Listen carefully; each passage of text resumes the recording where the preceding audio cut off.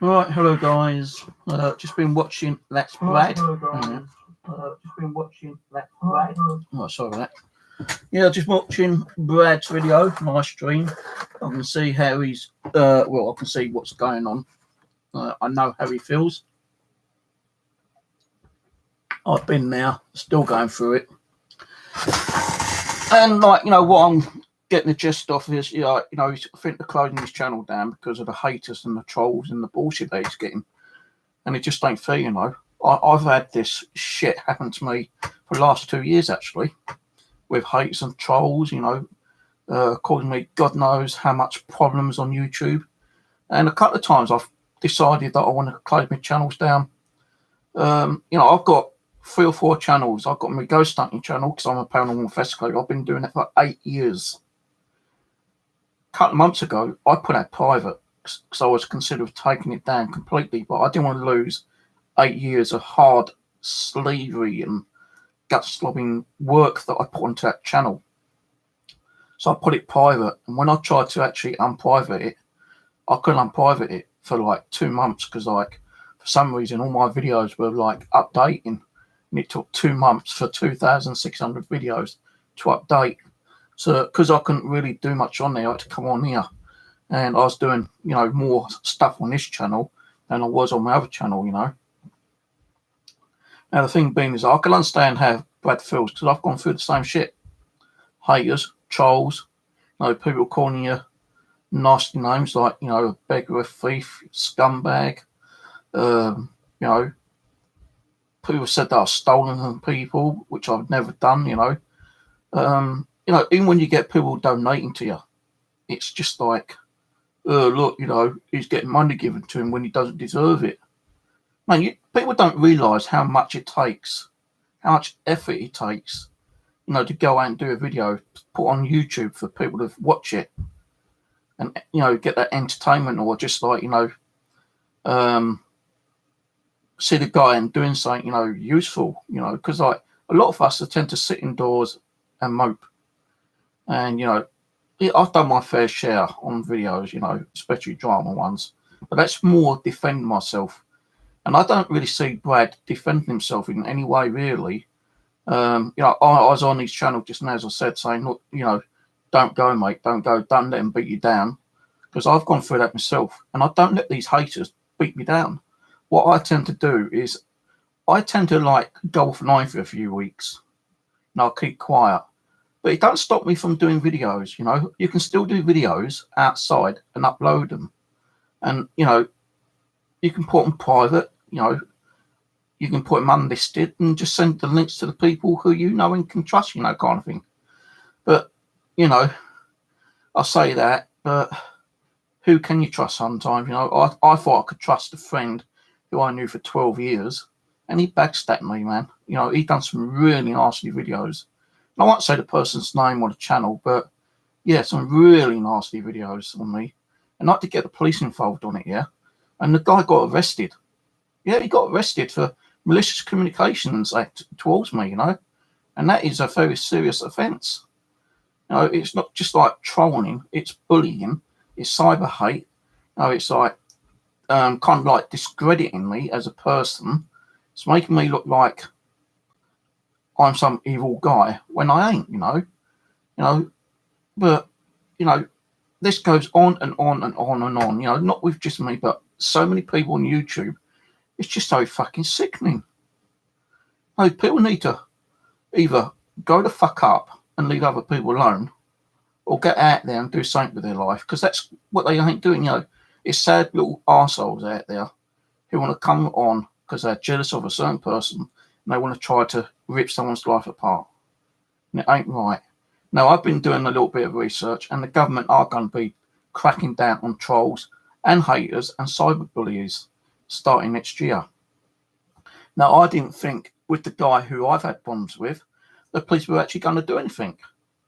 Because I've been going through this shit for 2 years. 2 fucking years solid.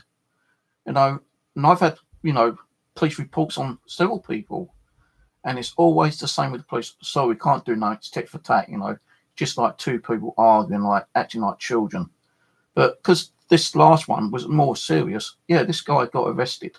And he had all these, all these computers and mobile phones and tablets taken away from him. And I believe he still hasn't got them back. And I hope he never gets them back. Because that would be one little nasty arsehole off YouTube causing all the problems towards me and maybe other people we could be causing problems to. You think you know people, but you don't know them. I thought this guy who I knew for 12 years in the gaming community wouldn't have done anything like that because he's seen the shit I've been going through. But for him to suddenly turn around and do the same shit, that kind of like blew my mind. Why would he do something like that? So yeah, I'm glad he got arrested. And I can't really go further into the details, but it hasn't stopped from his arrest. It is going to go further. But, if you're watching Badger, I know it's hard. I had the same issues as you got. I've got mental health issues. It's hard for me to go out. I can understand where, it is, very expensive to go and do video. You need your equipment, cameras. You need your smoke detector or your magnet. My magnet broke. I don't have a working magnet anymore. I can't even afford a new magnet at the moment. So magnet fishing for me is a no-go. I can still do milk detecting because that's what I'm doing at the moment. The last magnet fishing video I done was about a week or so ago, yeah. And when I got home, I knew the magnet had a very big crack along the bottom anyway, but it's got worse and it's not even picking up anything, to be honest with you. So it's more of a loss than anything else to me, a magnet. And I can't afford to buy a new one at the moment. So unless someone wants to sponsor me one, that'd be cool. But I can't afford one at the moment, and I don't think I'll be able to afford one till next year, even if I go back to magnet fishing. But it does cost money to go out and do these like little adventures, these hobbies, these interests. It don't come to you for nothing. You got to go out and spend, decent enough money. Like, I don't know how much Garrett 250 is, but I know he said he sold it for about 125 quid. I think about 300 quid or something, yeah. So like, when you have to sell your own personal belongings to survive, it is bloody hard. Bloody hard, I've had people, grass me up for selling on eBay. Because I had to, because I couldn't survive on what money I'm getting at the moment, And I've had to cover myself for the last 4 years, where people have reported me to the DWP for selling on eBay. Well, they're not interested because it's my own personal belongings. If it's your own personal belongings and you're not making a business out of it, the DWP don't give a shit. I know it. I've got so many videos up on it. I've even done live streams while talking to the DWP. And even on the live stream, they said, we've got no ways about you selling your own personal belongings. But people still tend to attack you and gas you up, hoping that, you'll end up in prison. And if you end up in prison, it means you can't do any YouTube channels. So, people do nasty things just to try to get off YouTube. As I said, it does cost money, right? It costs a lot of money to do things like this. You've got to have camera equipment. You need some form of transport, car, motorbike, push bike, public transport, and public transport isn't that cheap, even the car isn't that cheap. You've got your cost of running, your MOT, tax, insurance, your fuel costs and stuff like that, And if you decide that, you're going to want to be there for a lot longer, you might have to consider that camping out overnight. So that means like having a tent, having like some warm bedding, a camping stove, so you can make yourself something nice and hot if it's a cold night. It's not a cheap hobby, doing things like this. It's just, it can be bloody expensive. And I can understand, where Brad has to sell some of the items to, cover his costs. I'm in fucking debt. And I don't give a shit about saying about it, I am in debt. And like many times I said to people, the money I'm on at the moment is fucking so low that I can't eat 2 or 3 times a week. I had to go out of food for 2 or 3 times a week, And in the past, I've had a couple of people, donate me £5, £10, to go and get some bread and some cheese or something, so I can have a couple of sandwiches, which I appreciate, yeah. And where people are saying like, oh, those donations, is spending on themselves. What is a donation for? It is to spend on yourself. It doesn't matter if it's like going out and buying food, or it's going out and buying new like camera equipment, or even a new milk detector. I hope that someone might be able to help him out and get him another milk detector, or sponsor him one. But I can understand where he's got to sell things. Like I've had to sell things to keep your head above water. It's not a cheap hobby doing milk detecting, magnet fishing, whatever hobby. Hobbies cost money. Like I wanted to start woodworking, yeah, and a few years ago I had a little bit of money in my bank account. I went out and bought like normal saws, hacksaws, fucking electric saws. God knows how much I spent. I probably spent about 600 quid on like woodworking material, yeah, and that's without the wood. And it kind of ended up like a 5-minute spasm. I gave up because like I just couldn't concentrate in creating something nice out of wood. The only things I was doing was planchettes, which are being used on Ouija boards, and some crucifixes. And people liked them, and I gave a few of them away free, kind of thing. That's the only thing I could actually concentrate on. I really wanted to like make my own particular like Ouija board and like decorating and stuff like that, but it's just too bloody hard. I couldn't get my brain around it because I was having too much hate on fucking YouTube. But as I said, like Brad, you don't need to like leave YouTube. All you got to do is like take a little bit of time out, yeah. And those who want to support you will support you. I saw a bit of support on there today, a little while ago, where those like Subin chatting you, and you didn't ask for it. You didn't ask for it at all. You're explaining that you was going through a bit of a hard time, and people who care and love you for the person you are had the generosity and the kindness of their heart to donate some money towards you, yeah? That's not begging. That's not groveling. Some people might turn around and be really sarcastic and nasty and say, well, that's what's it called? A guilt feature, making people feel guilty that you've got no money. People have done that to me, like, I think it was early in the year when my computer went down. No, actually, I think it was last year. No, it was this year. I can't remember exactly when it was, but my computer was playing up. I couldn't get sound out of it. The USB ports weren't working. Sometimes the computer would shut down by itself, for no apparent reason. I was having a hard time with that. I was having a hard time with the haters and the trolls, and I lost it. I lost it, and I got up and punched the door and broke my fucking hand.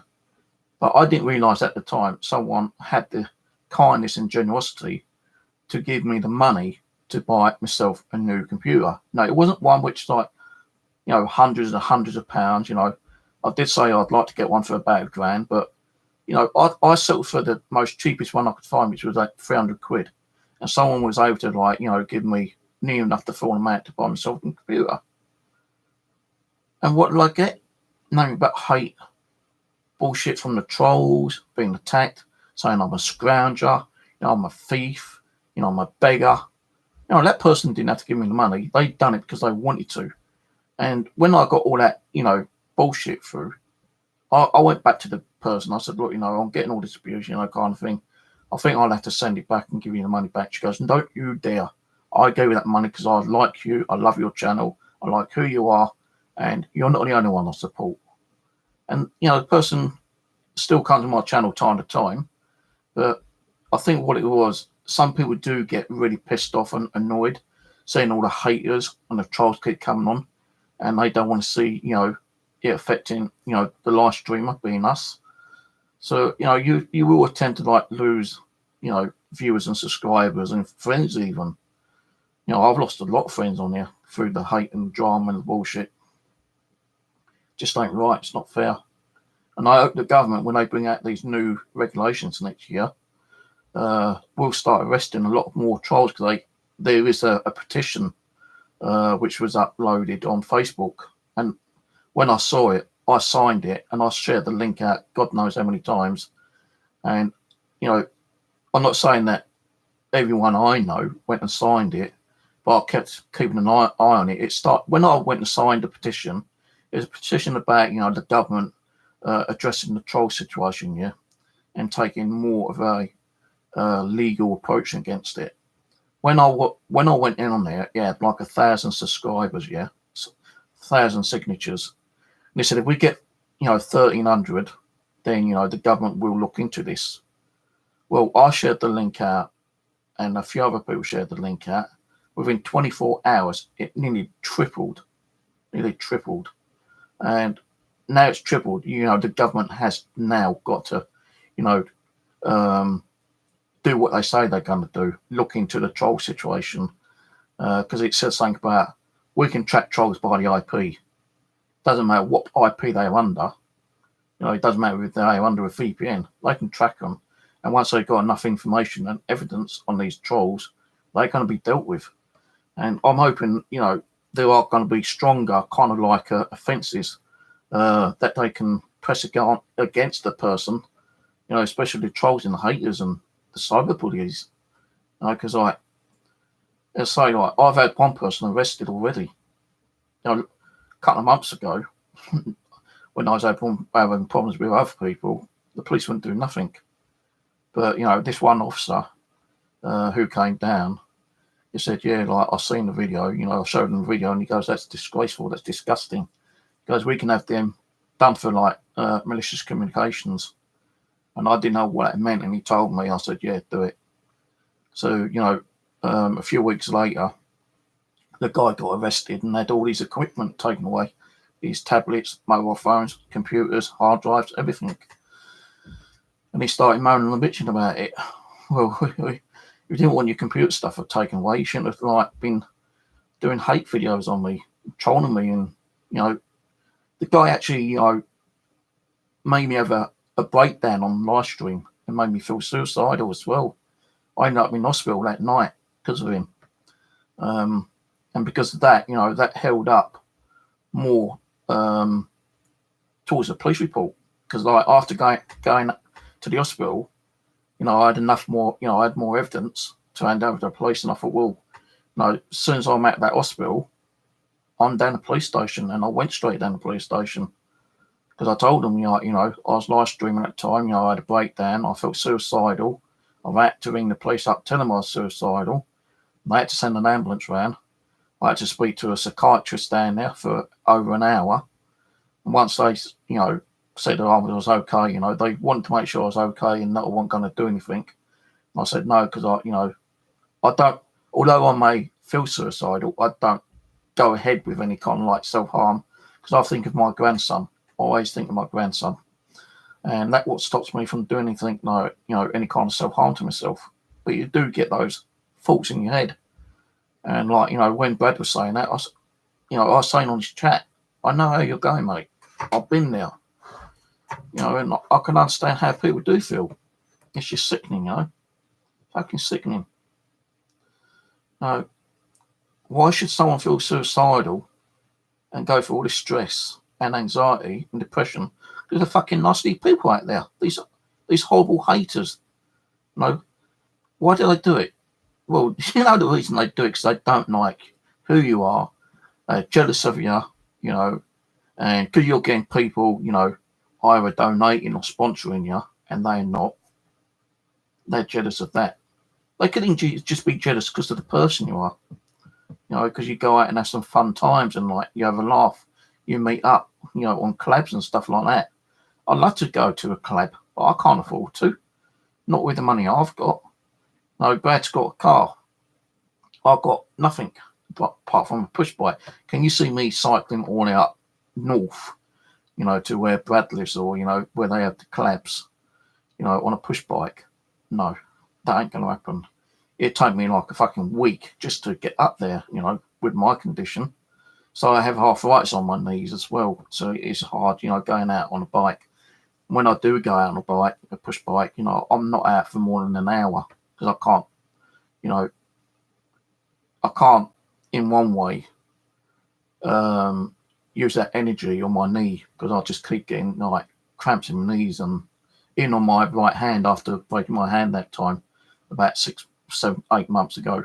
I still, you know, I broke these 2 fingers. I ain't even got the knuckles anymore. So that's where I broke them down in the knuckles. And even still now, you know, after I've had the hand brace off for about 4 months, 5 months or whatever it is, yeah, my hand still gives me a lot of pain. You know, when I go out milk detecting, you know, I'm holding the milk detector with my right hand most of the time, but sometimes I have to swap it over to my left hand because my right hand starts like giving me like,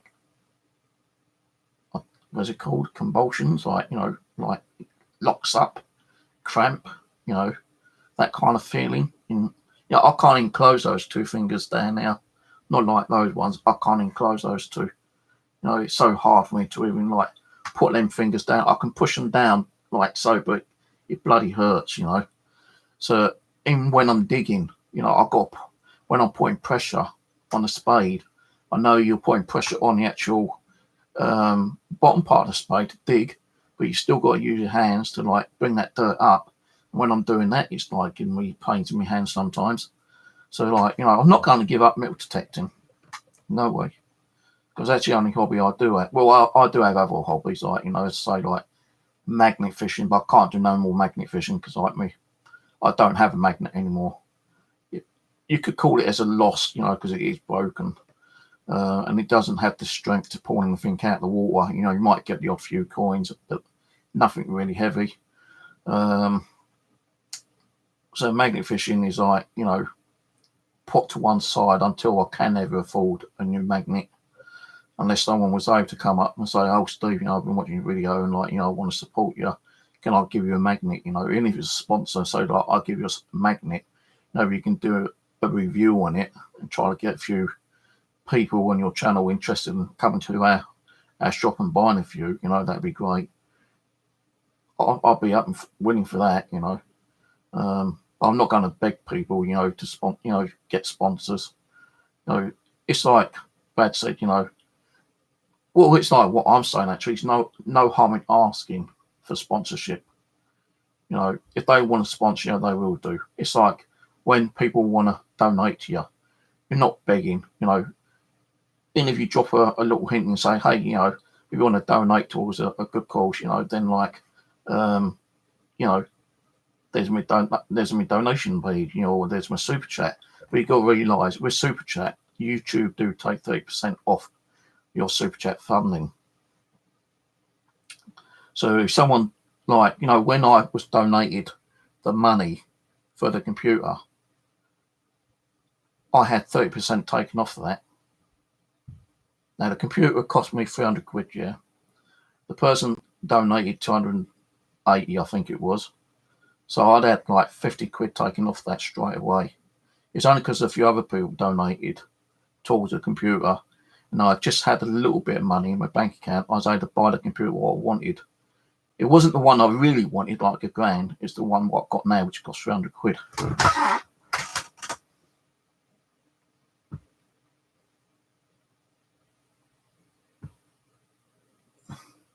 That's what I mean. Like, you know, if you've got some kind of disability or you've got like aching pains, you know, people think that going out milk detecting or magnet fishing is easy.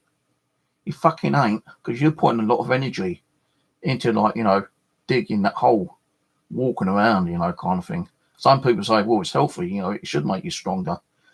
Yeah, it might make you a little bit stronger, but when you're putting that energy into digging holes and then you'll cover the holes up and you're moving around, you know, quite a lot, and you know, it does put a lot of pain, you know, a lot of pressure on your body, you know.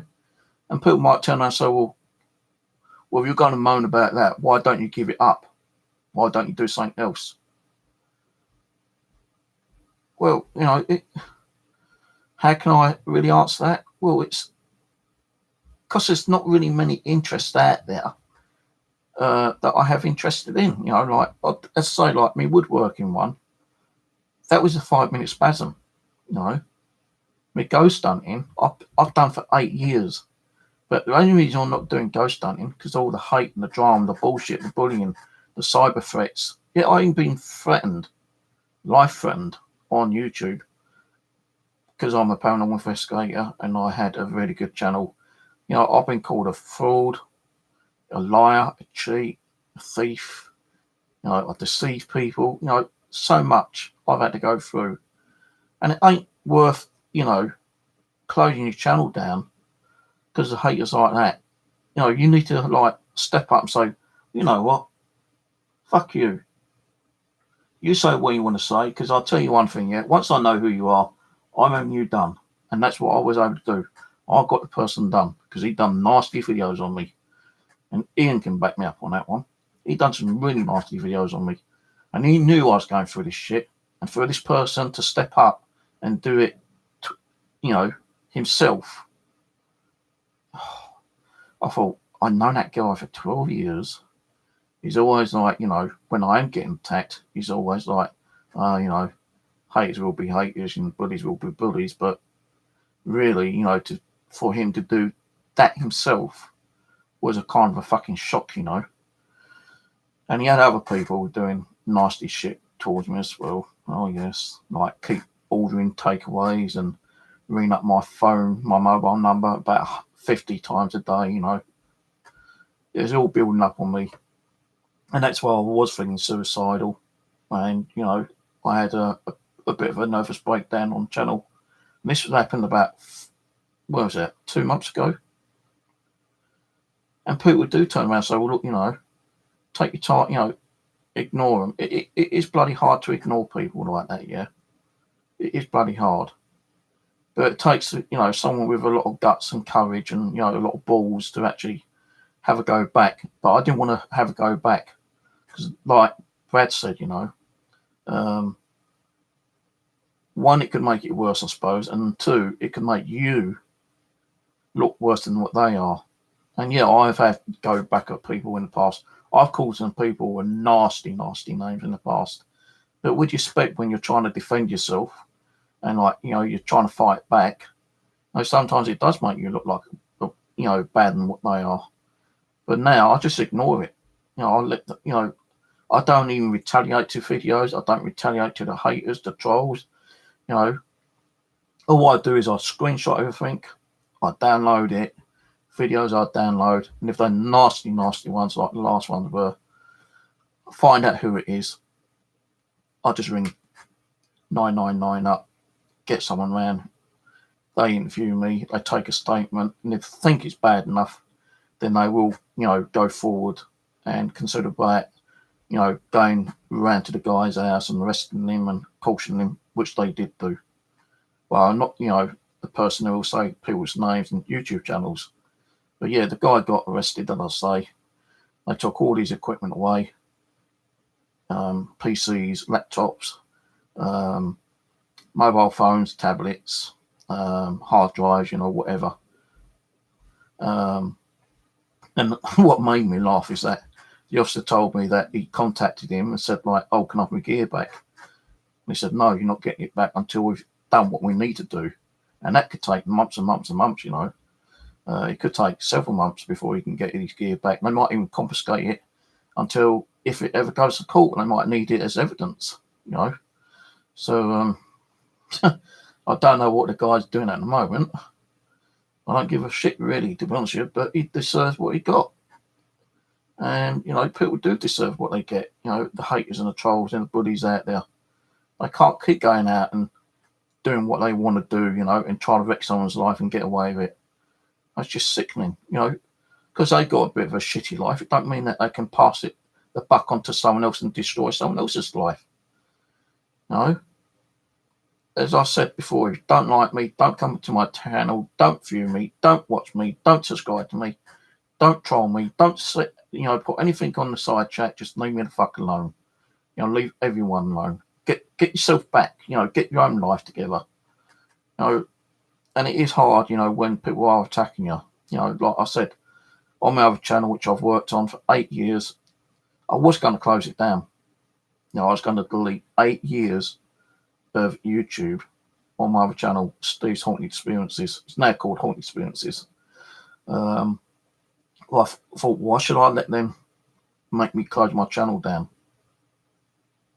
No, it ain't going to work. Even my family and some of my close friends said to leave YouTube. But if you're leaving YouTube, you're letting them fuckers defeat you. You're better than what they are.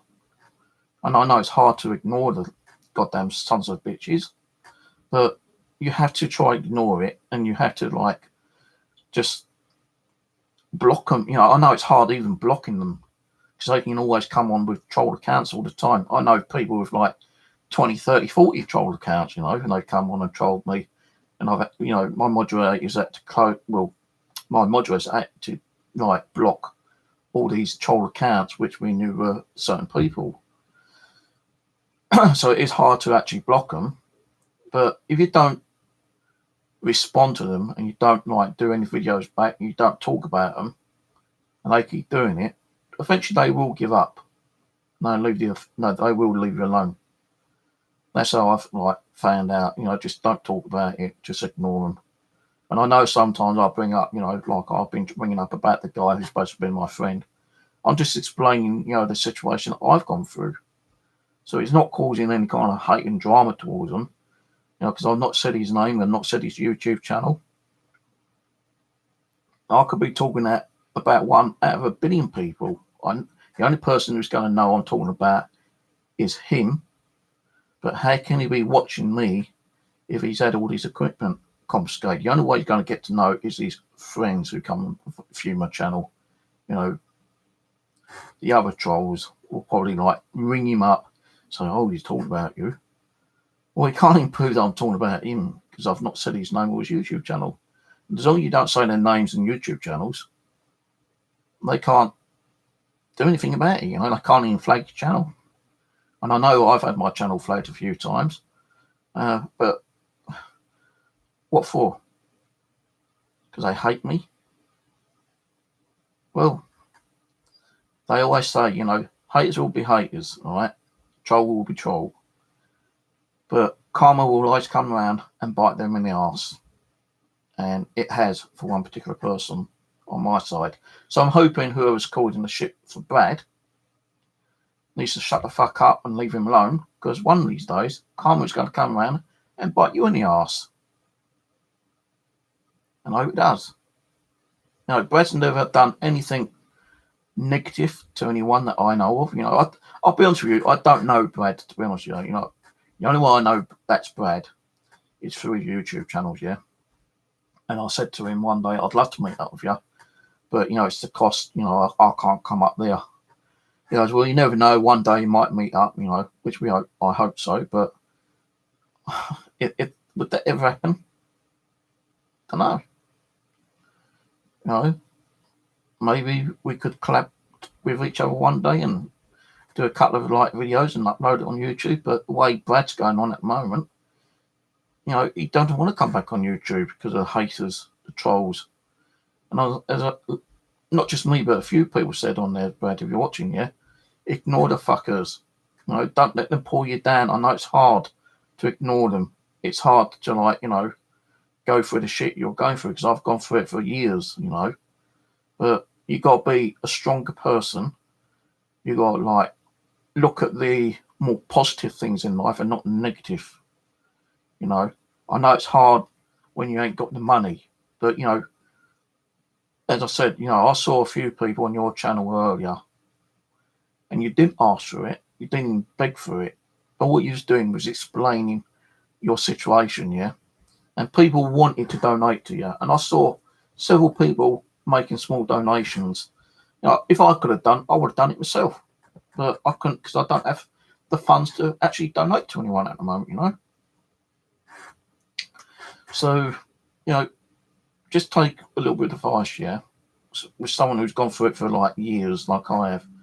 Ignore them, block them, and you have to report them, not just to YouTube, but to the authorities, all right? So I'm pretty sure the authorities will probably go around knocking on the door and, give them a caution. All right. I know it's, like costly going out doing things, yeah, but you don't have to go out, every single day, every week. No, you could go out once or twice a month and still do videos, and you're still going to get people coming to your channel and watching it. You could do other things like,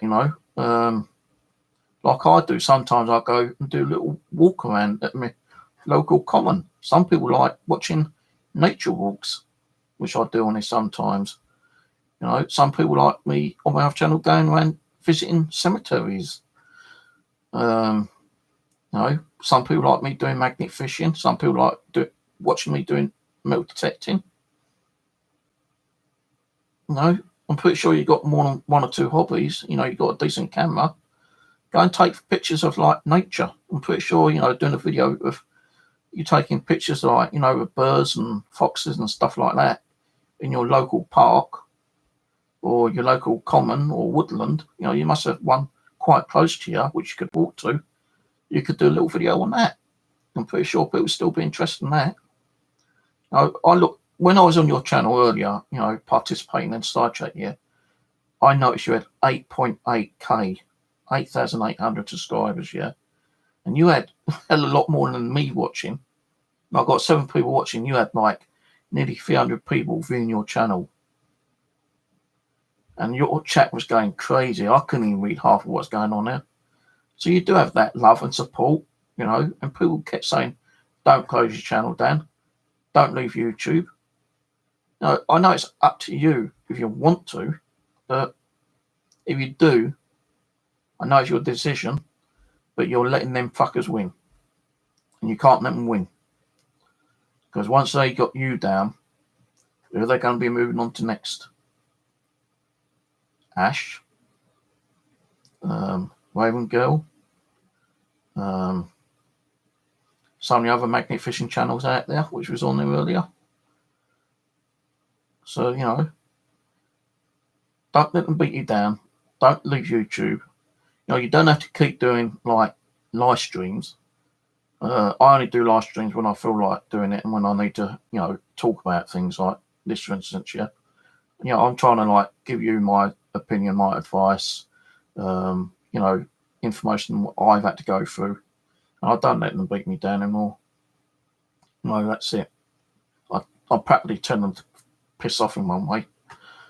And my moderators, as I say, they will, in one way, block and delete any comments that the trolls will come on and do. And if it's nasty stuff, my moderators screenshots it for me.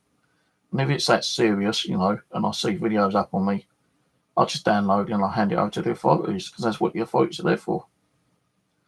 I hope you don't go through the shit that I've gone through. But I know when you're on medication, you're going through stress, anxiety, depression like I am, it is hard. It's bloody hard. But you got to be, that stronger person. You got to like look at yourself in the mirror and say something like, let me think of something to say. Look in the mirror and say, am I the person I'm supposed to be? If not, why aren't I that person? What do I need to be that better person and get on doing things than like, not doing things, you got to try to be more positive, I suppose, in yourself and not negative. Because when we're like, because I'm, I do paranormal investigating, when I'm feeling down and grumpy and like pissed off and angry, it's that negativity inside you, making you feel down and depressed. And, that's what's giving you those suicidal thoughts, it's that little evil demon inside you that's saying, hey, you don't want this shit anymore. Go jump out the window, slit your wrist, take an overdose. No, but there is a goodness inside you, and you've got to listen to the goodness instead of the negativity. You've got an angel inside you that talks to you as well. And they turn around and say, don't do this, Think of what you're going to be doing. Think of your friends, your loved ones, your family, your children, your grandchildren, your aunts, uncles, and blah, blah, blah, and all your friends on, social media. how do you think they're going to feel if you've done something nasty to yourself? So really, you'll be putting yourself down and your friends and your family down, really, aren't you? And you don't want to see your friends and family getting down, then you don't even think about suicidal thoughts. And I know, I can say that, because I have thought suicidal thoughts myself a few months ago, but I had to, what stops me is thinking of the positive. And the positive thing that I keep thinking about is my grandson. I want to see my grandson grow up. I want to see him, get married. I want to see him have, well, not him, but his wife have children. I want to have great-grandchildren if I live that long, So that's what puts me in a positive, more mood and try to get rid of that negativity inside me, I try to think of like the future, not what's happening today or what happened yesterday. You have to think about tomorrow. And then when tomorrow comes on, you have to think about the next day, the next day, the next day. And, you also want to try to plan things as well. Do more things with your life, I know it's costly with a car, and I know it's costly with public transport, but if you've got somewhere local to you, which is walking distance, you've got a pair of legs. Walk, like I've had to do in the past before I got enough money, which I had to sell my personal objects, my personal belongings on eBay to get myself a push bike. And the reason I bought myself a push bike was to stop the actual cost of the actual expense of traveling around on a bus all the time, or on a train or a tube. And it has saved me, a fair bit of money actually. I can actually put the money I've saved to go out a little bit further, like with my first and only permission I've got on a horse farm, and it takes me an hour and 20 minutes to get there, but luckily it's only one bus. So it's one feed out and one feed back. Now that's what I tend to try to do, find the quickest and easiest and cheapest way to get there, I know with a car it probably costs you, a lot more money than it does with a bus drive. But if you've got something local, a park, with a little lake in, woodlands, a common. No, you don't have to be going out there doing metal detecting, magnet fishing all the time. Think of something else you can be doing, like, taking pictures or videos of nature. Because I know there's a lot of people interested in nature videos as well as like anything else. I've got nature videos on this channel. And people said, like, why don't you go out and do some more nature videos, which I will probably be doing sometime. But don't let the haters beat you down, mate. Ignore the fuckers. Do what you want to do. So you don't have to like be on YouTube, every single day, every single night, every week. If you want to take a bit of time out, take a bit of time out, but don't leave it because of nasty little shits out there. You've got a lot of friends, you've got a lot of followers out there. You've got a hell of a lot of subscribers out there who love coming and watching your channel. As I said, you had over nearly 300 people watching you today. Now, if they weren't friends and followers, they wouldn't be watching you. Yeah, okay, you had 5 thumbs down. But hey, you got to look at those 5 thumbs down. May have been your haters, your trolls, but it's still a view, innit? Like you said, you're not worried about the subscribers. It's your view that counts.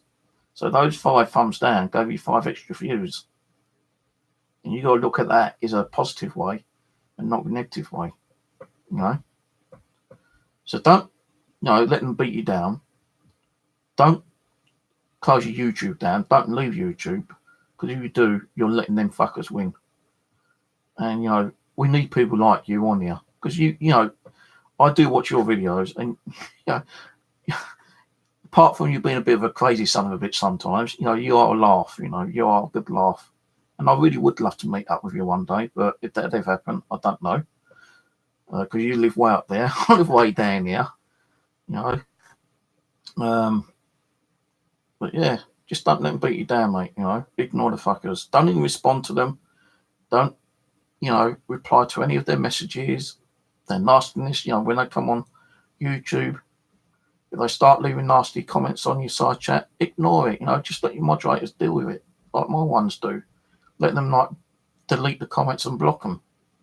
If they got like more than 2 or 3 accounts, they're gonna keep coming back. Yeah, of course they will. But they be dealt with your moderators. That's what your moderators are there for. So, after me blabbing so fucking much, like I always do, I hope you don't leave your channel, because we need people like you on here. Entertain us, and that's what it's all about. You know, giving us the entertainment, you know, the laughs, the fun, the enjoyment that you like doing. Like seeing what kind of things you find. And like someone said, like, you know, do you keep the money that you find? You know, and you said no. Then that shows that, you know, you're a kind of generous, honest kind of person. You know, if I found like a wallet with 10 quid in it and they had no ID in there, then yeah, I'll probably keep the 10 quid. But if I had an ID in there or some, like someone's name and address on, I'd contact the person and say, look, I found your wallet and it had 10 quid on it. They might turn around and say, well, you know, just return the wallet and keep the £10. If I decide to keep the £10, that's up to me. You know, but, you know, that £10 could have been lost like 5 years ago. You know, there might not be no ID in the wallet. You know, what are you going to do? Keep giving it to the police and let the police have it and put it in their trust fund? You know, that £10 could have been like some kind of reward for you to put petrol in your car to go out and do another video.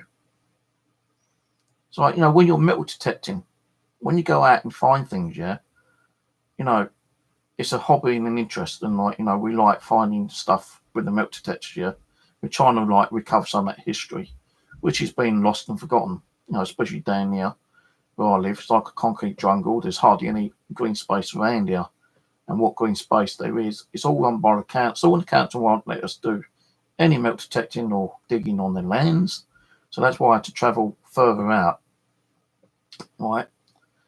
But, you know, with all the coins you find, I don't know what you do with the 1p's, 2p's, 10p's, 20p's when you go out magnet fishing or metal detecting, yeah?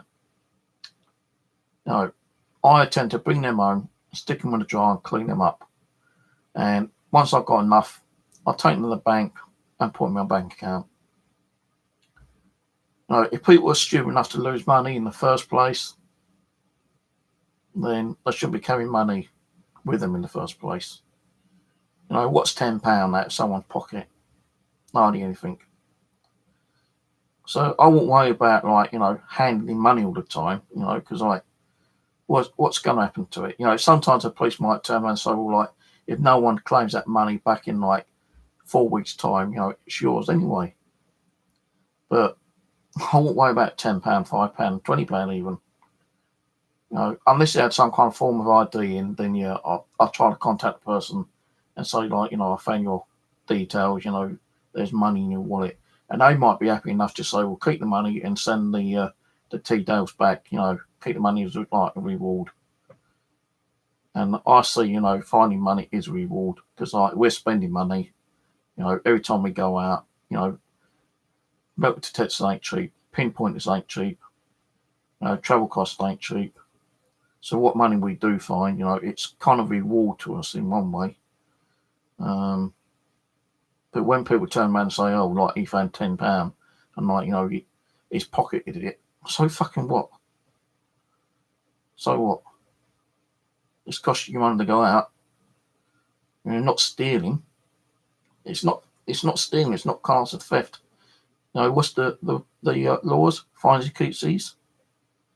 Unless it's like, you know, like some of the metal detectives out there, you know, can't think of their names at the moment, but, you know, there's a few out there in America, like Akacheka, Nugget Noggin.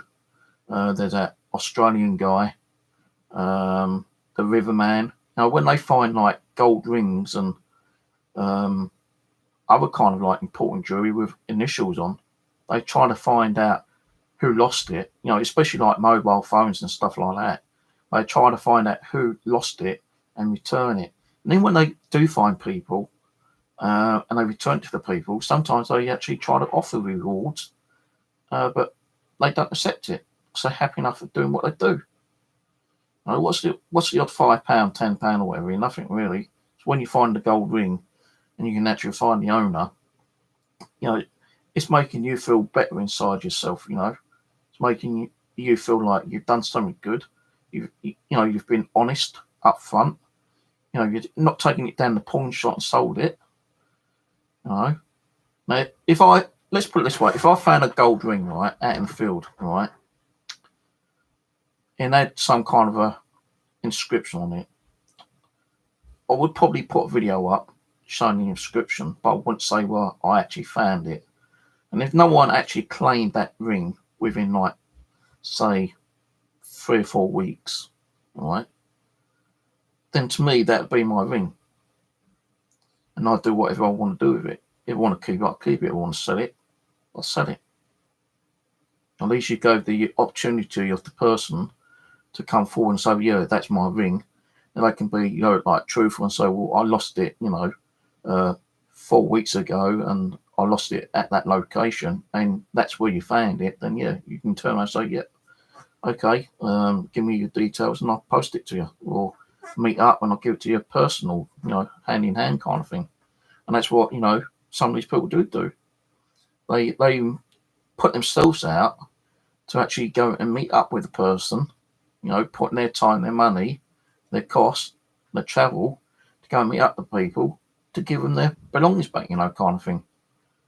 Some people might turn around and say, well, thank you very much, and not offer you nothing, and you don't really expect to get anything back anyway, but at least it's giving you, that, enjoyment of giving it back, and it's made you feel a lot more better inside yourself, kind of thing.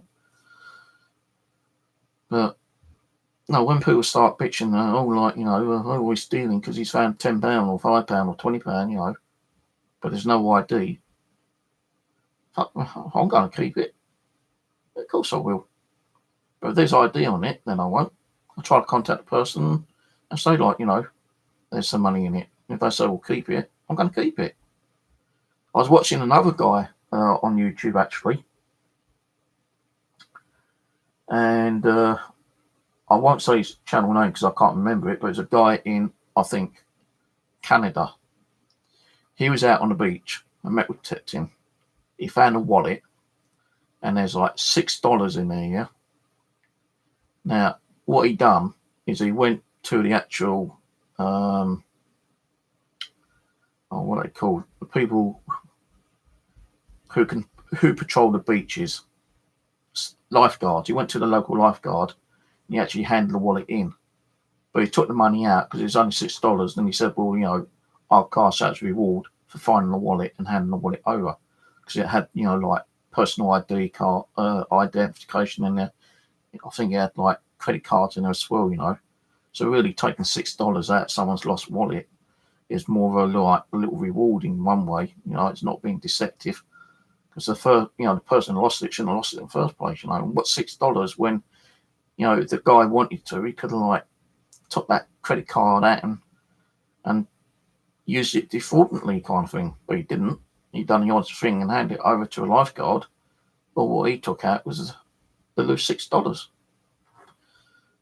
Some people might say, well, that's, you're stealing money. Well, no, not really. Because what if he found that $6 without it being in the wallet? What about all the coins we find? That's not stealing. How about all the gold coins that people find with metal detecting, the ancient coins, Roman coins and medieval coins and coins before the Roman times, When you find that, what do you do with it? Well, sometimes it goes, you keep it. Sometimes people that give it to their archaeologist, and the archaeologist takes it up to the National Trust or whatever it is. Then they turn around and say, well, it's a very valuable relic you found, it should be in a museum. And then they would actually offer the finder a finder's fee. And some people might turn around and say, well, no, I'd rather it being in the actual museum, and I'm not worried about the finder's fee. Some people might take the finder's fee and use that to buy some more equipment to go out further afield and buy better metal detectors or something. Anyway, I said what I need to say. I know I bored the shit out of a lot of you. But don't leave YouTube because there's nasty little shits out there, okay?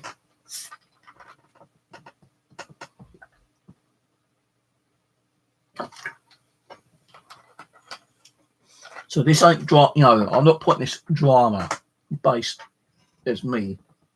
I'm just like saying, like it says in the comment, in the actual thing there, I feel sad and sorry for that Brad because he's going through shit. No one should go through the shit that he's going through, or anyone's going through, including me. I've gone through it for fucking 2 years, mate. And it does bring your channel down when you're talking about it. I lost a lot of friends and subscribers on my other channel, so that's why I come on here and try to get those people back, if I can, on a different topic, like a different subject, different hobby, like milk detecting, magnet fishing, nature walks. If I'll get people coming on here and subscribing to me, then that'll help maybe to get more viewers back. It's not so much the viewers really. It's, it depends on who wants to come and watch my channel anyway. I don't make anyone to come watch my channel. The people watching now is here because I want to come and watch. They're interested in what's being said. Maybe, I don't know. Maybe they just like listen to me moan and bitch all the time. And if you don't, then I apologise. But this ain't about me. It's about someone else who I can't do. I'm not like buddy with him, but I do like watching his channel. And I'm just saying that he shouldn't be going through this shit, and he shouldn't be thinking about closing his channel down. Maybe taking a little bit of time out, like Iron, God knows how many other people said, take a little bit of channel time out.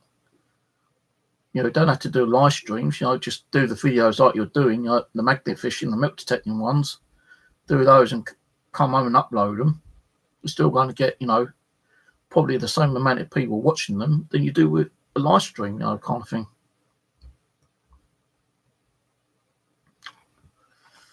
I was actually going to go out today, actually, but I was so bloody tired. I just kept falling back to sleep. And I did say to my guy, Ron, at my permission, can I come up Tuesday? They said, yeah, no problem. And I'll keep asking what time he's going to be there, so, I don't have to keep waiting around. But when I was there Friday, I asked him, and he goes, if I'm not here, just jump over the fence. I said, you sure? He goes, yeah, just jump over the fence. I said, well, I'll only do it if you give me permission. I just told you, jump over the fence. So I said, all right then, thanks. So now I don't have to wait around for him. I could go up there earlier, because sometimes he's not there till 11, 12 o'clock. Depends on what's happening through his daytime. Sometimes he might not be there till 2 o'clock. First time I went up there, he didn't turn up to 2 o'clock. And he wasn't worth me doing any detecting then. Because I've only been able to get an hour in, and I didn't want to do an hour. So I don't even have to let him know what day I'm coming up. I do tell him when I'm coming up. But, I could go any time I want now, and I can, just go onto his land by jumping over one of the gates. And that's it. I can detect, kind of thing.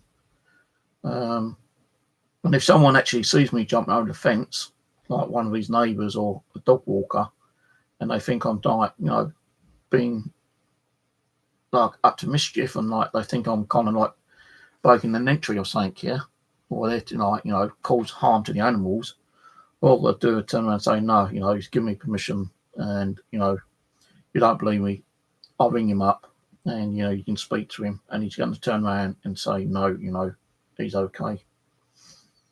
So I am trying to get permission for the rest of the land, but I think he said it belonged, gypsies have got horses on there, and he doesn't know if the gypsies are actually renting the land or bought the land. But every time I've gone round there to try to find out if anyone's there, no one's there.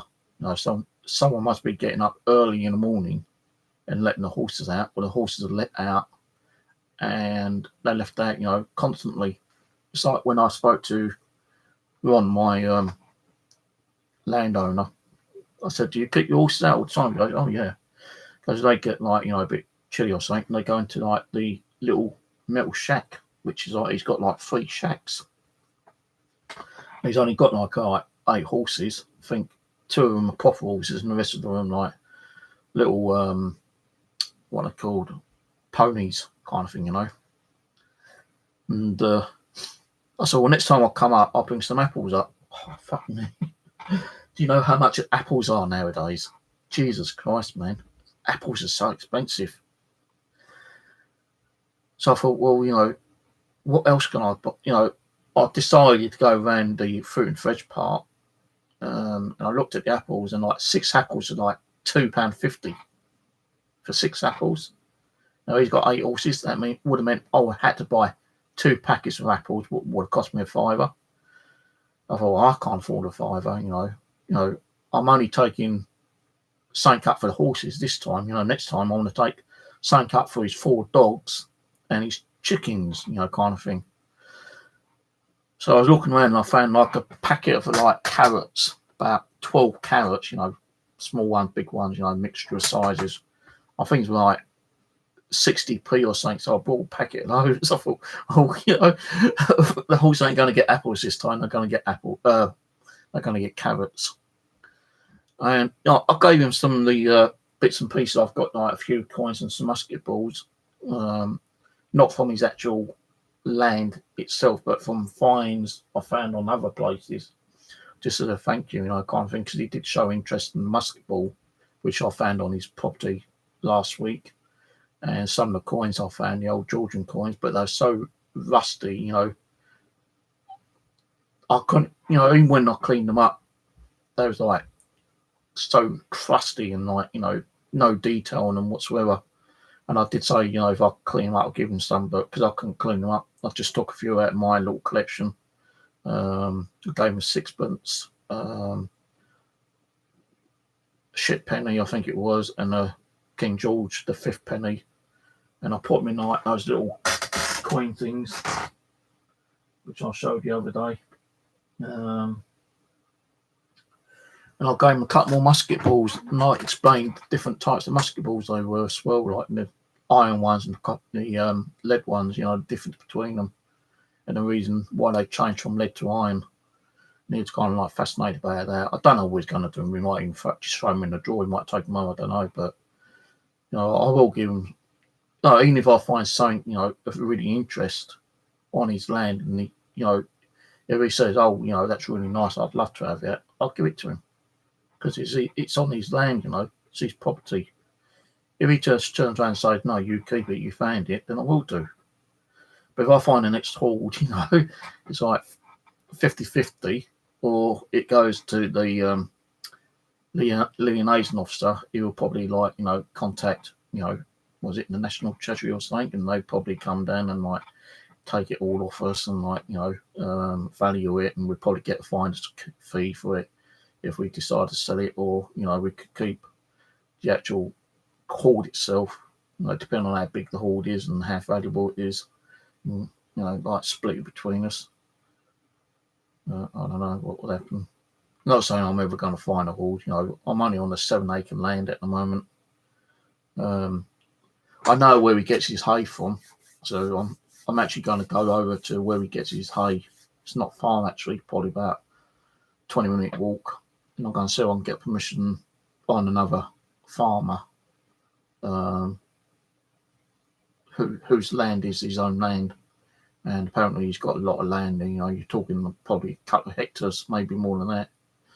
So I'm going to see if I can get access to that as well. But I won't do that until the new year. I did say to Ron, like, you know, although I'm detecting your land now with this detector, once I've done this, can I redo it with a different detector? Because, like, you know, different detectors can actually pick up different things under the different frequencies. And he said, yeah, you know, feel free. So I could be doing, like, you know, that 7 acres of land he's got 2 or 3 times with different detectors. You know, I've not even finished the first field yet, you know, and I've been there 3 times. Yeah.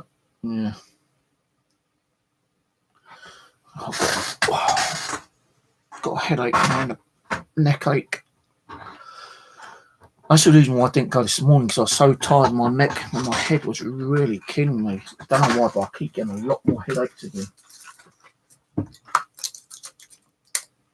I even felt sick this morning as well. No headache, neck ache, sickly feeling.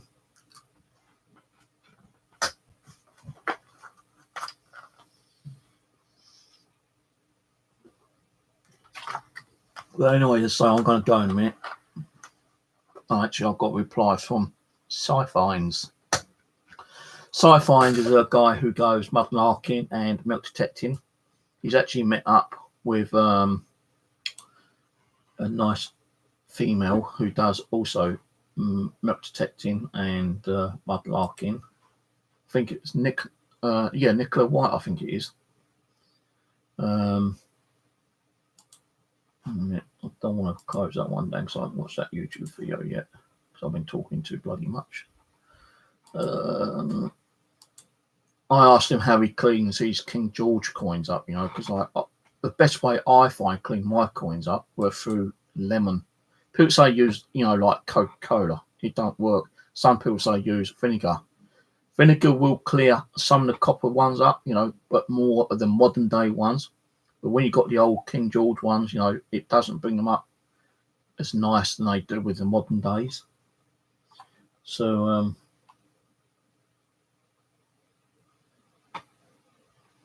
he uses electrolyze. I'm going to put, he goes, have you tried electrolysis or whatever it's called?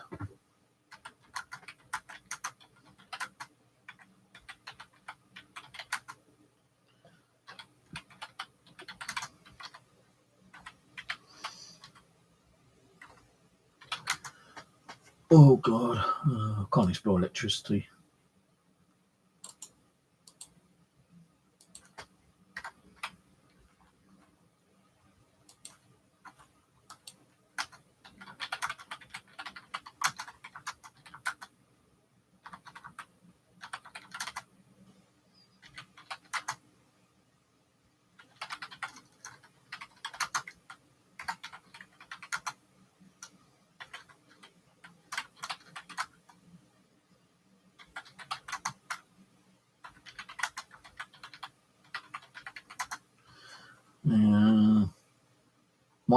My cat key seems to keep sticking for some reason.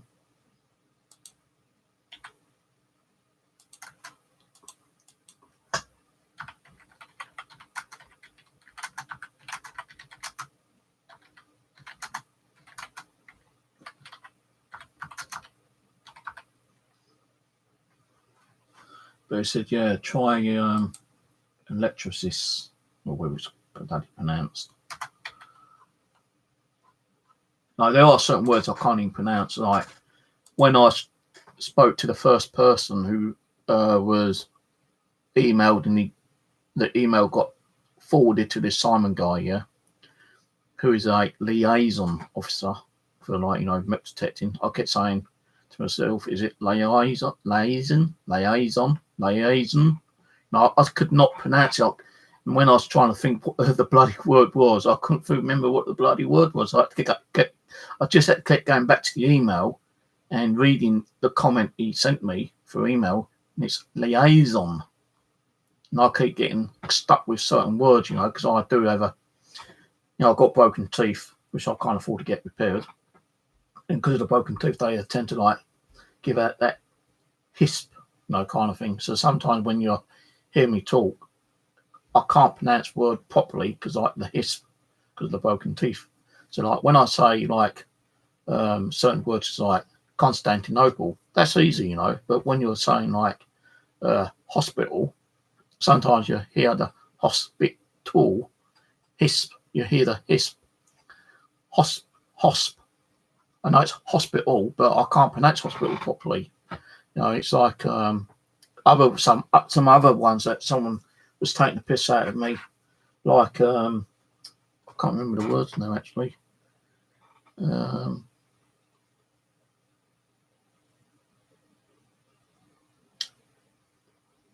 What's that one I had in hospital?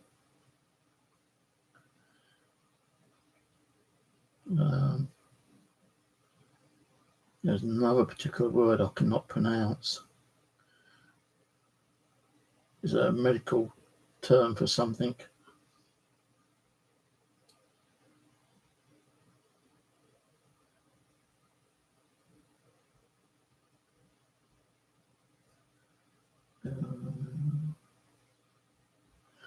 can't remember the word. It's when you have a certain attack.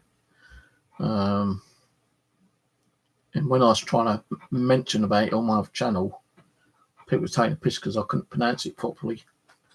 So I ain't gonna worry about that. I know what I'm talking about. Other people know what I'm talking about. It's just people who have been, like nasty, take the piss out of you.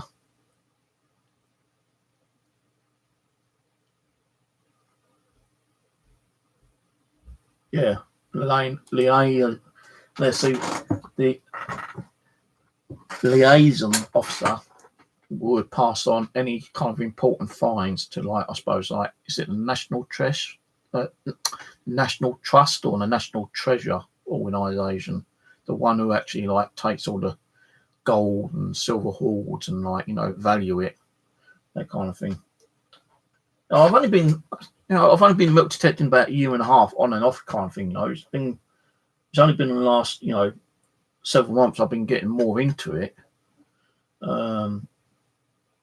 There's still a lot I need to learn. Even like, what, I put a comment up on Facebook today. Yeah, all right. Let me go and get something. Hold on, hang on. Let me just go and get something from the kitchen.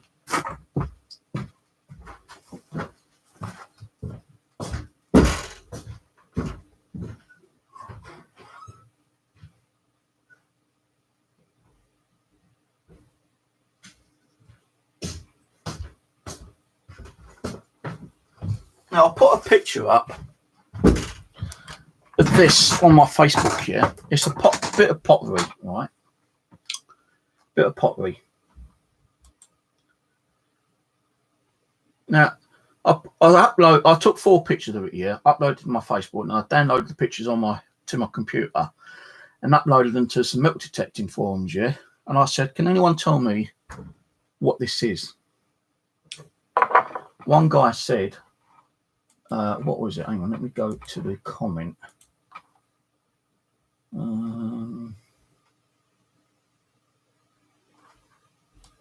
This Melvin Fry, all right, goes, I said, is it Roman?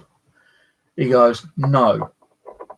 Dollar store stuff. Dollar store stuff. The reason why I say it's dollar, because he's American, yeah?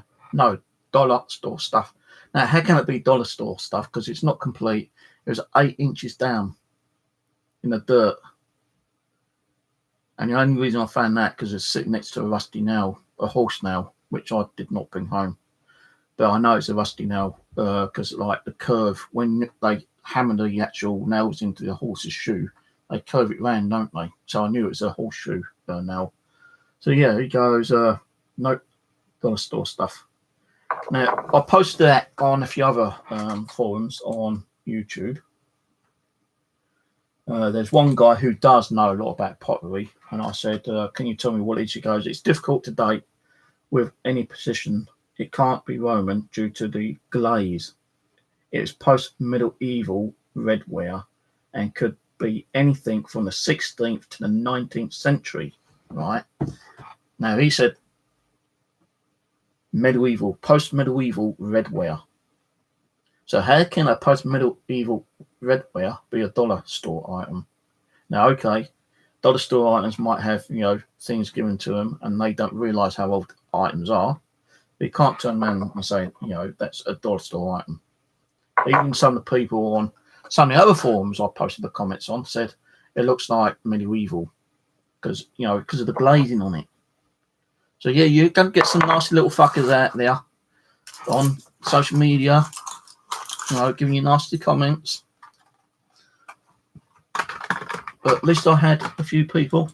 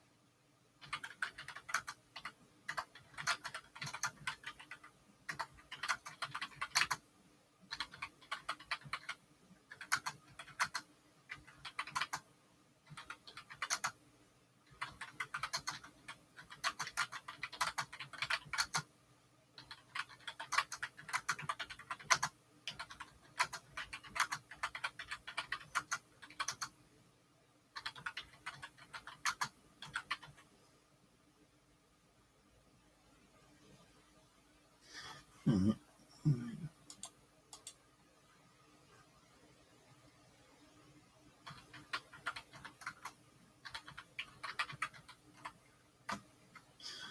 See, like, I can say medieval, but I can't pronounce, I'm not pronounce, I can say medieval, but I can't spell medieval.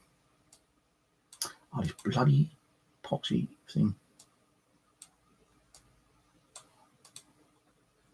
Let's spell it again. Med. I-E-V-A-L, not I-L.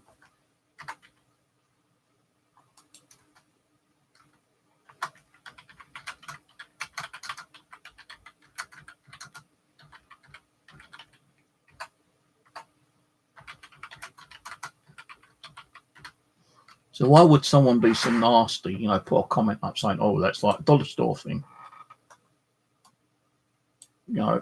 When he just could have said nothing.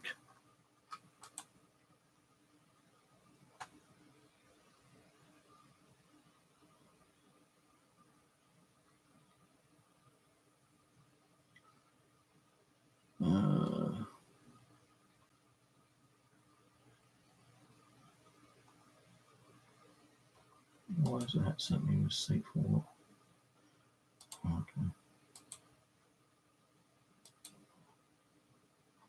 So yeah, so I did not know that was medieval. I thought that might have been Roman, because I know Romans did actually have thicker, like pottery.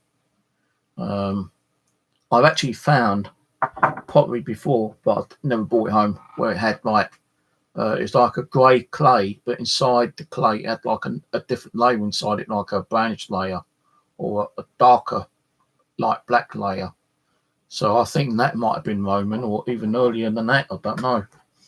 I don't know nothing about pottery, just like Roman coins and stuff like that. I don't know nothing about those. I'm learning as I go. Might be sometime, couple of years time, I could turn around and say, well, that's a Roman, Emperor Nero, date so and so and so and so, hand silver stamp, kind of thing. It's kind of taking me ages to learn stuff, and it does take me ages to learn stuff. And if I can get my thick little brain around it, then great. But if I can't, then it kind of like goes in for a few seconds and out the opposite side, 2 minutes later or something, It's like, I don't know nothing about the dates and, the values of coinage in America. I'm looking through some of the coins that I either found or was given to me some time ago, yeah. I've got 2 coins here. I think they're called, I can't even pronounce it, memorial or whatever, memorial types. Now I know that these are like 1990s, I think they are.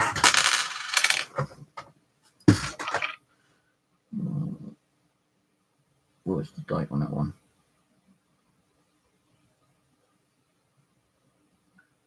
Uh, 1999 on that one.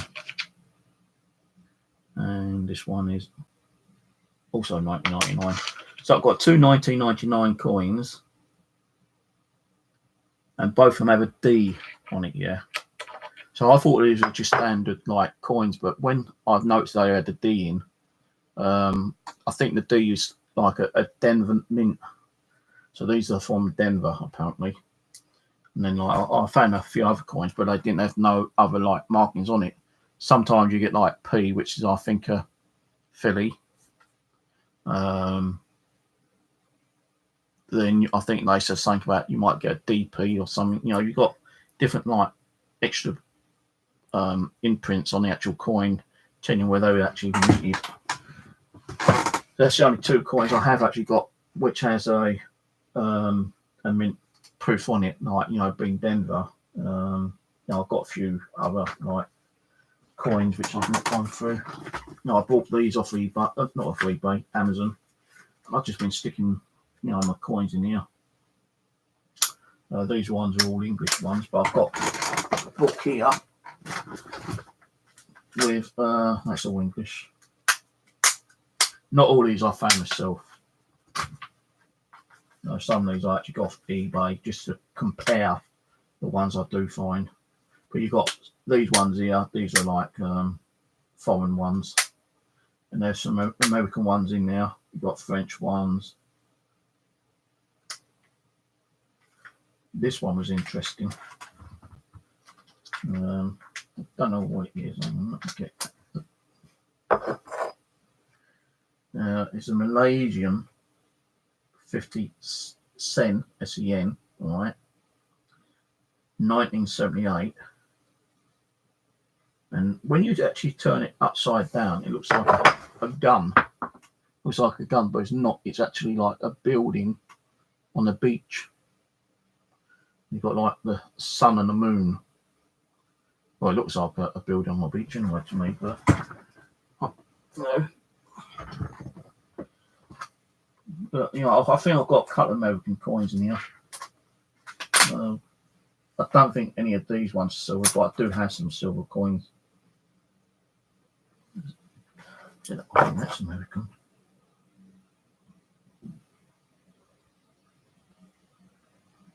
Yeah, I've got like a 2000 American coin here, which is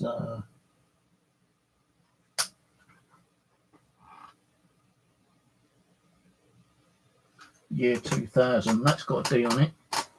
The Denver Mint. What's this other one? Now I've got a 1995 one, but that doesn't have no mint on it. So I think that one's up. The one's that one.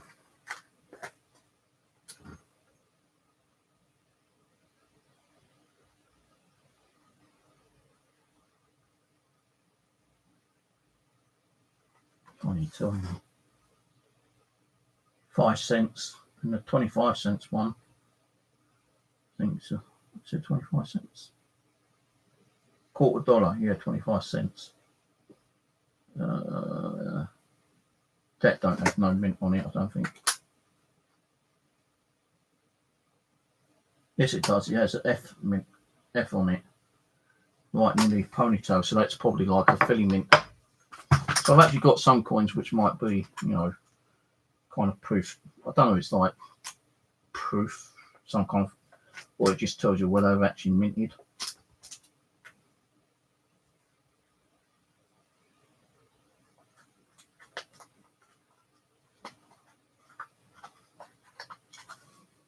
Did I take some medication just then? I think I did, didn't I? Got a banging headache. Yeah, these are all mixed up. Like I ain't got them like set. It's like, country after country. I just like stuck them all in. Got some of the Chinese coins, I think now, with the holes in them.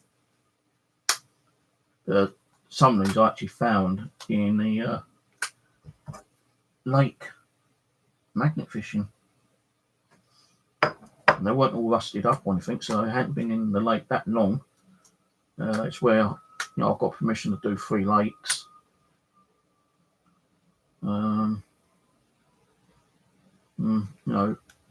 Practically all these in this book was in a bag, in a couple of different bags actually, with credit cards, and all the credit cards got handed in to the police. Because luckily enough, I saw a police car coming across the lake that day.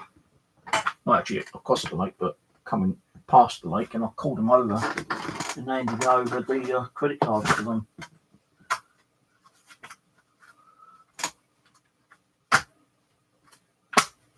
No, none of that's worth any money, I don't think. But it's just like, it's a hobby, innit? Collecting. Not saying that, my coin collection is going to be a very big coin collection. Some of them I'll probably give away, to people maybe later on. And just keep the ones I want to keep. Oh, I know I've got 2 coins coming over from America. I won't say the channel name. Actually, I will say the channel name. He does coin rolling kind of thing, yeah. His channel name is Mobile Coins. I've got 40% coming over, 1965, I think it is. 40% silver, and another coin which is coming separately, which is a NFC or MFC or whatever it is coin. So I've got 2 coins coming over from America, which I'll be keeping. Any silver ones I'll keep. Not that they're going to be worth any kind of money, you know, but any kind of silver coins I'll keep for myself and, you know, handing down to my grandson when he gets old enough. He can do whatever he wants to do with them. You know, he might even hand them down to my great-great-grandson if he has any children, or his wife has children, and I survive to see him. Could be dead tomorrow, for I know, you know. You don't know what can be happening the next day. I could be alive for another 20, 30 years. I could be alive for the next 30 seconds and drop down dead live onto the channel. That'd be fun, wouldn't it, eh? You know, it's like stamp collecting. I started collecting stamps, didn't know the values of them, wouldn't know the value of one stamp to another. I just started collecting them. And I've got so many stamps, like, you know, I started collecting the old postal labels, what we've done in the UK. And I've got labels which are, you know, worth quite a bit of money, actually. About 5 years ago, I came across some labels and I stuck one of the labels up and I got 25 quid for it. And it's just a white label. I can show you what I've got.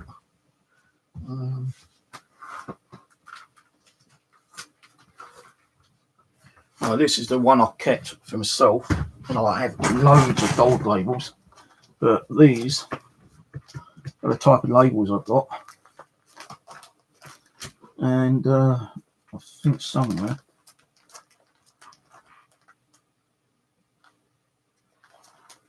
I can't remember if they're in this one or another one. This is one of my folders, but I think I've got another folder somewhere. Very rare labels. Where it's got like training labels, and the training labels were introduced around about, when was this one? 2012, I think it was. No, 2004. I stuck a kind of a rare training label up, and it went for like 25 quid. And like the Scotch labels, Post Brennanall, or what it's called, they go for good money. Some of these old rare gold labels with the thick fonts, they're worth money. There should be another folder somewhere. I know I've got something up here.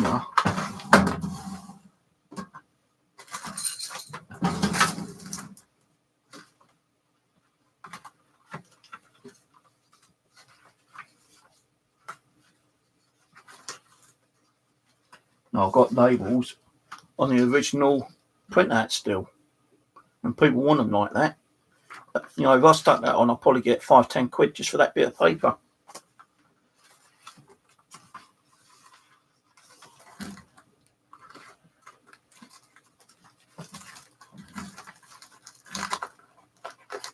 I've got so many different labels in here.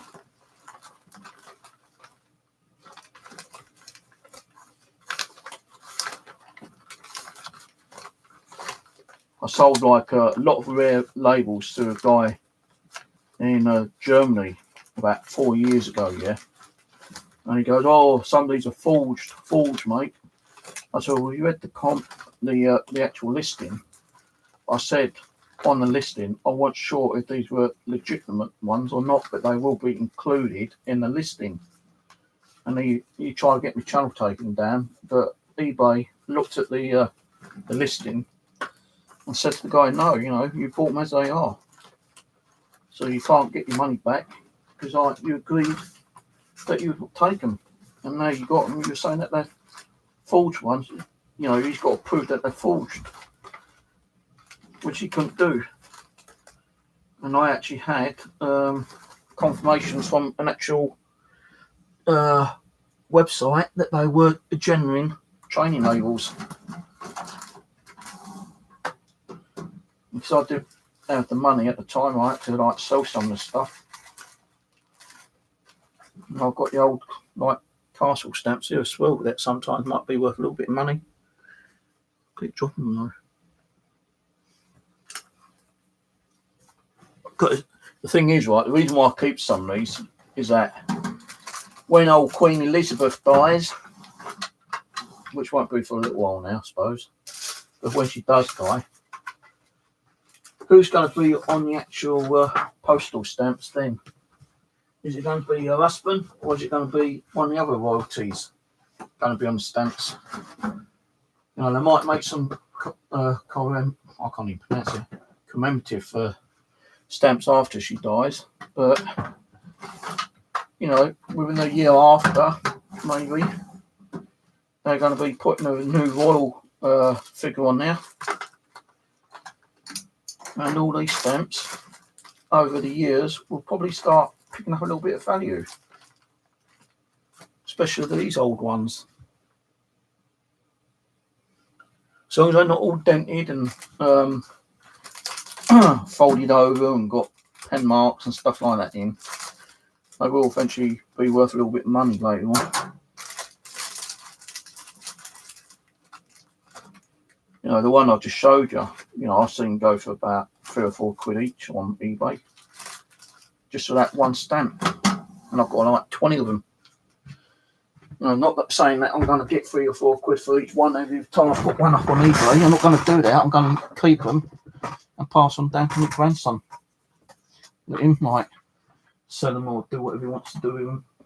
You know, there's stamps out there which is like, you know, the old penny blacks. You know, there's still hundreds of that out there, and you think a penny black is going to be, you know, something which is worth a lot of money. No, I've seen a penny black go for pittance money. You know, 10, 15 quid.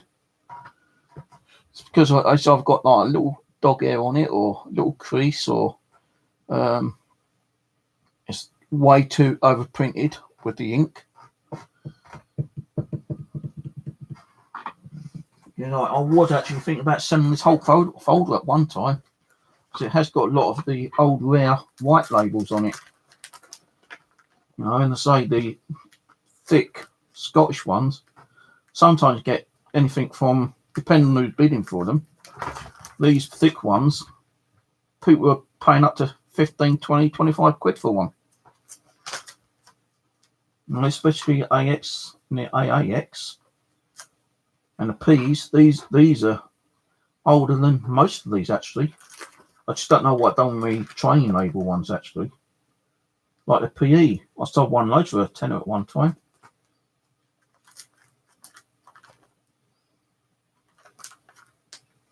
But now you've got these kind of labels. You know, if you've got like the first day issue or error print, then they're worth money. You know, the first day issues.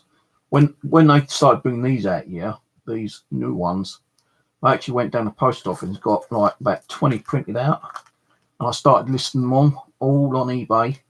Like, you know, I could get one like that printing up. It cost me like about £1 or £2 per label, yeah.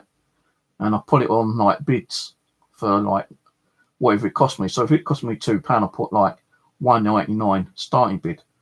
And because it's the first day, people across the world, in most like, you know, America and Germany and Hong Kong, started going crazy for them because it's the first day, but they ain't got them.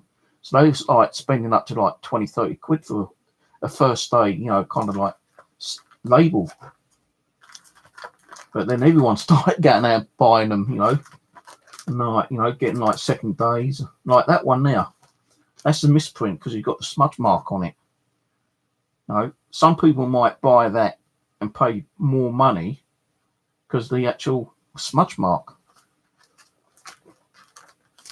And that stands through to the printer issue. And I know quite a few of these are first day issues actually.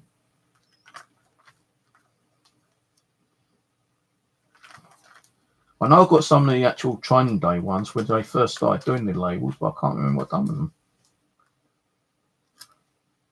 These ones here are first day issues, I think.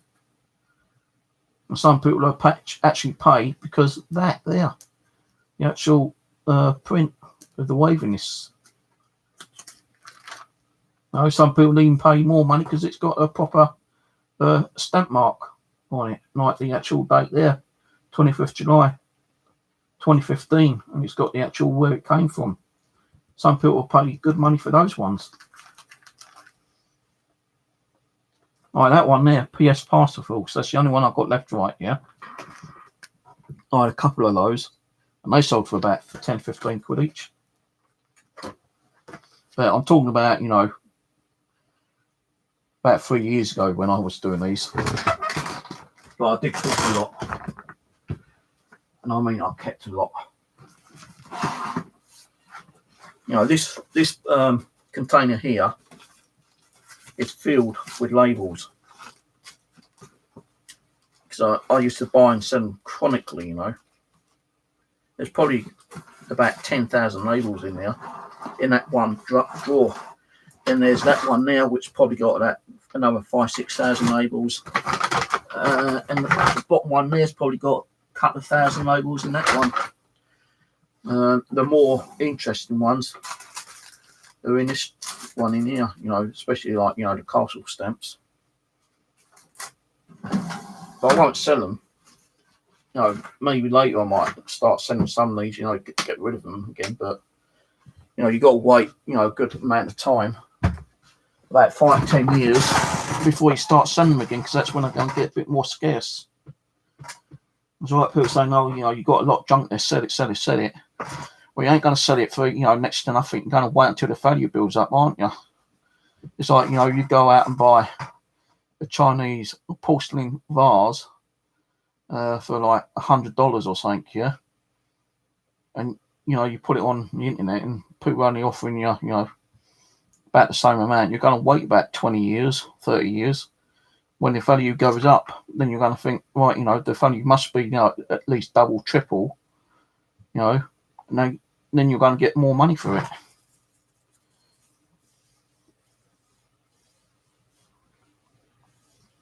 Because last year I felt like just getting all that, putting it in the box and sticking it on eBay as I could buy it now, but I knew I wouldn't get the money I wanted it. So I thought, no, fuck it, I'll keep it. And then, like, you know, probably give them to my son and my grandson when he's old enough and he can do whatever he wants with them. As long as you don't throw them in the bin. So that'll piss me off.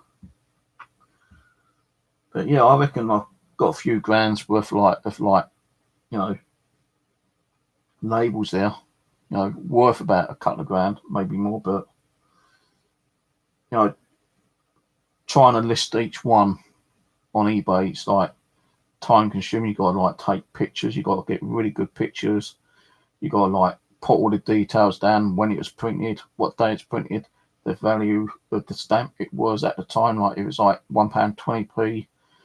You got to put down any information, like whether it has like some kind of printing error, whether it's like a first date issue, or, you know, stuff like that. It's just too fucking time consuming, you know.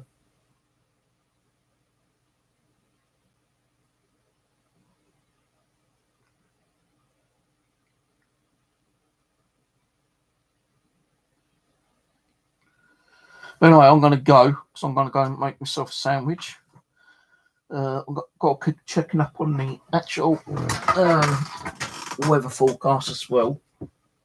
I could have gone milk detecting today, but I was so damn tired. So damn tired, man. I thought, well, you know, at least it saves my travel costs for today. And not only that, you know, catching up with some of the sleep I'm not getting, because I'm not sleeping that well. Keep waking up with chronic headaches.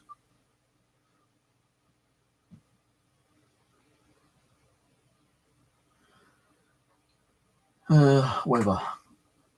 Oh, I didn't ask you for that health app to come up. So the weather for tomorrow, being Monday, light rain showers and moderate, but that's in this area.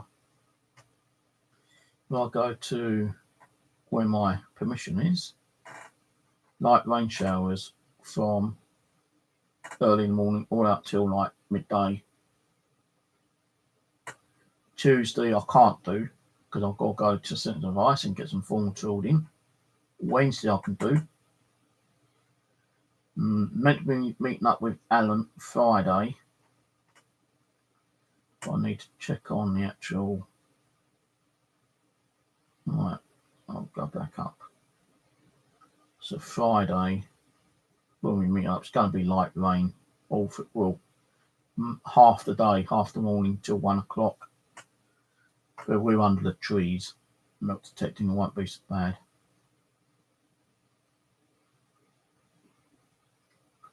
Right, so I'm going to go make myself something to eat, and I'll catch you on the next one.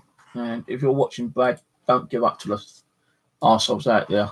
No, you don't have to leave your channel and just take a bit of time out like I've had to do in the past and come back as a stronger person and get on with your life and do what you love enjoying. All right, okay, catch you all later.